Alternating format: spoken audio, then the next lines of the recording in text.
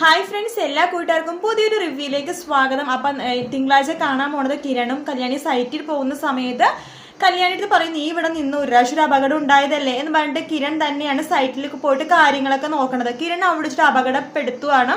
കിരണിന്റെ തലക്കിട്ടാണ് അടി കൊണ്ടത്. അപ്പൊ കിരൺ അവിടെ തന്നെ ബോധം കെട്ട് ഇങ്ങനെ ഒച്ചത്തി കല്യാണി എന്ന് വിളിച്ചിട്ടാണ് നിലത്തേക്ക് വീണ സമയത്ത് കല്യാണി പോയി നോക്കുമ്പോഴേക്കും കിരൺ അങ്ങനെ അല്ലാതെ ബോധമില്ലാത്തൊരു അവസ്ഥയിലാണ്. കിരണിനെ കല്യാണി തന്നെ ഹോസ്പിറ്റലിലേക്ക് എത്തിക്കണത്. അപ്പൊ ഈ കാര്യങ്ങളൊക്കെ രൂപയും സേനൊക്കെ അറിയുമ്പോഴേക്കും അവിടെ ആകെ പിടിവിടുവാട്ടോ. കാരണം വെച്ച് കഴിഞ്ഞാല് എല്ലാവരും സന്തോഷത്തോടെ ഇരിക്കണം. ഇനിയിപ്പോ കുറച്ചുനാൾ അവരുടെ ഉപദ്രവമൊന്നും ഇല്ലാന്ന് രൂപ വിചാരിച്ചു. പക്ഷെ അങ്ങനെയൊന്നും അല്ല.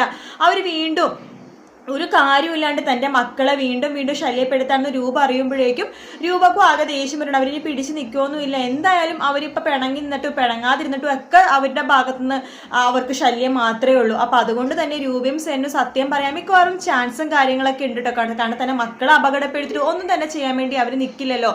എന്തായാലും കഥ അതിന്റെ അവസാന ഘട്ടത്തിലേക്ക് പോകുവാണെന്ന് തോന്നുന്നു. എല്ലാം പെട്ടെന്ന് കാണിക്കുന്നുണ്ട്. ശരണ്യയുടെ ഫ്ലാഷ് ബാക്ക് ആയാലും ഇപ്പൊ കിരൺ ശരിക്കും അപകടത്തിൽ പെട്ടത് കൊണ്ട് തന്നെ സത്യങ്ങളൊക്കെ പുറത്തു വരാൻ ചാൻസ് ഉണ്ട്. ഇനിയിപ്പോ പ്രകാശിന് ഒരു തിരിച്ചടി കിട്ടുക അത് മാത്രമേ ഉള്ളൂ കാണിക്കാനായിട്ട്. ഏറെക്കുറെ വീഡിയോ ഇഷ്ടപ്പെട്ടെങ്കിൽ ലൈക്ക് ചെയ്യുക, സബ്സ്ക്രൈബ് ചെയ്യുക, കമന്റ് ചെയ്യുക. മറ്റൊരു വീഡിയോ വീണ്ടും കാണാം. Take care, bye bye.